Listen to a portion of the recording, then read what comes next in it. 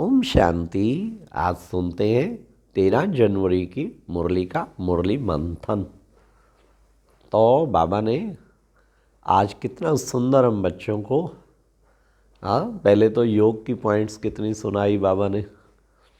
बाबा ने कहा जितना तुम योग में रहेंगे तो तुम्हारे सिर पे जो पापों का बोझा है वो ख़त्म हो जाएगा। जो बच्चे बाप की याद में रहते तो बच्चे वो मौज में रहते हैं, बाबा से मीठी मीठी बातें करते रहते हैं। जो सियाने बच्चे हैं ना, नित्य बाप को याद करते हैं, उनको मज़ा आएगा। तुम आत्माएं हो, मुझ बाप को याद करना है। और फिर बाबा ने आज विशेष ये भी कहा, ये शिव बाबा का भंडारा है, इससे जो भी खाते हैं वो बच्चे सुखी होते हैं, और अब भी सुखी और आगे भी जन्म जन्मांतर सुखी। फिर बाबा ने कहा देखो बच्चे, बाबा तो क्या है, मुक्ति, जीवन मुक्ति दाता।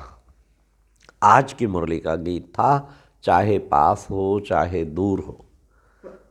फिर बाबा ने आज कहा, बहुत सुंदर बात कही कि बच्चे, बाबा रक्षा करता है किन बच्चों की, जो बाप की याद में रहते हैं। दुश्मन को भयंकर रूप दिखा के भगा देता है।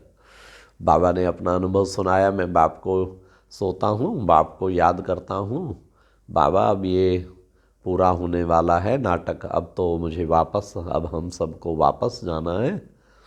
तो बाबा ने ये बताया, बाबा ने कहा उल्टा काम कर, बाप की निंदा नहीं करानी। माया भिन्न भिन्न खामियाँ ले आएगी, तुम्हें उन सब खामियों को निकालना है। फिर बाबा ने सर्विस पर भी कहा, बच्चों को अंधों की लाठी बनना है। देखो बच्चे, बाबा की सर्विस अपरंपार है, बाबा की महिमा भी अपरंपार है। बाबा ने कहा मैं सबसे ऊंची सर्विस करता हूँ, तुम बच्चों को भी सर्विस करनी है। फिर बाबा ने कहा देखो, कहते हैं ना, भगवान को याद करो नहीं तो बाज खा जाएगा। बच्चे अगर बाप को याद नहीं करेंगे तो माया बाज जरूर आएगा। सारा दिन का बाबा ने कहा पोता मेल रखो, कितना समय बाप को याद करते हैं और कितनों को मैंने जिए दान दिया। आज बाबा ने कहा मान अपमान, निंदा स्तुति, सुख दुख सब कुछ सहन करना है। फिर बाबा ने कहा कि बच्चे, घर में रहते तुम्हारी बुद्धि लगी रहनी चाहिए, हम ब्रह्मांड के रहने वाले हैं और बस ये नाटक पूरा हुआ, अब जाना है। तो बच्चे इससे तुम उपराम हो जाएंगे। फिर बाबा ने कहा मैं सन्मुख आया हूँ, आके कहता हूँ हे जीव की आत्माएं, हे शरीर में बैठी हुई आत्माएं, सुनती हो? और आत्माएं क्या कहती हैं? जी बाबा, जी बाबा। बाबा ने कहा, बच्चे पूछते हैं विनाश कब होगा? अरे बच्चे पहले लायक तो बनो।